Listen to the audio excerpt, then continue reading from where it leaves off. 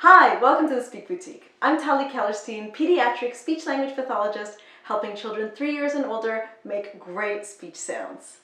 Today I'm going to talk about lateral lisps on S. So what a lateral lisp means is the air that should be streaming forward to make a S sound is coming through the sides of the mouth and it comes out as. This sound is often described as really slushy.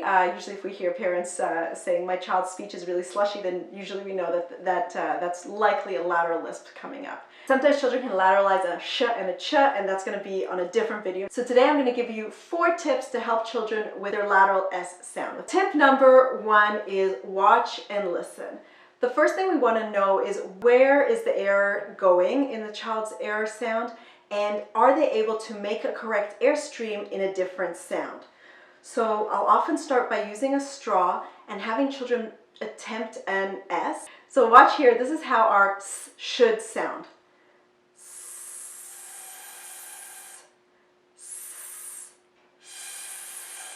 Did you hear how it got louder when the straw was in the middle of my mouth? Now let's try with a lateral sound. Did you hear the straw catch the air when it was at the side of my mouth? That will help us know where the child is making the lisp. Sometimes the air is coming out of one side, sometimes it's coming out of both sides.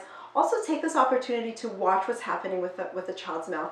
Often children who are lateralizing their sounds will have a bit of an asymmetrical movement. They're moving that side asymmetrically, we've got the air coming out this side. If they're going, then you're going to see the air come out of the other side. So we also might want to work a little bit on keeping those lips symmetrical and steady.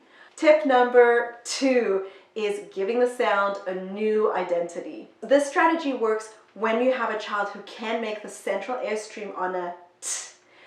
I've heard speech pathologists refer to it as a long T. They're going to try to get the child to stretch that air on the T, like that. Sometimes children benefit from starting with a little short burst like T. And I've heard other speech pathologists call that the exploding T, the T, T, T. Amy Graham and Jenny Bjorm have cards that use a metaphor of a flat tire, and they have a card that shows the sound as a flat tire. The analogy I like to use in my sessions is a plug. I tell our kids that our T is like a plug, and we need to get the electricity flowing. So we plug it in, and that turns on our electricity. The reason I really like using the spark plug analogy is that down the road we're going to have to get rid of that T sound. And so I like using it so that I can tell the kids, so now we're going to try just do our electric current without the T. And it gives them a really nice visual of getting rid of that T. Tip number 3, once we have that electric T established, then this book, Caps for Sale, is an amazing way to get repetitive practice of that sound. The hat seller is selling hats, but he's not having such a good day for business. He sits down for a rest, and when he wakes up, all his hats have been stolen. Spoiler alert, it is a whole group of monkeys who have stolen his hat. The seller looks up at the monkeys and he points his fingers and he says, "Give me back my hats." The monkeys look back at the seller and they say to him,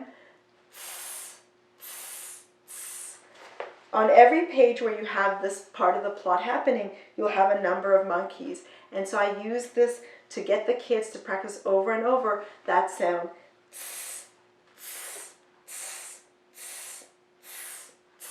One page and we get 6 trials of the sound. It doesn't work, the peddler tries another strategy, he shakes both his fists and the monkeys respond also, and so on. He gets his hats back, don't worry. I then use this craft, I made it in LessonPix, where we have the idea of the T and the stretching air after. So we go T, T, T, and I give this home with the kids for practice. A great starting point for trying to get our airflow centralized is to see if the child can make a central airstream on the T sound. That gives us a solid foundation to work on the S. But what happens when a child can't make that airstream? And you're hearing that lateral on the like that.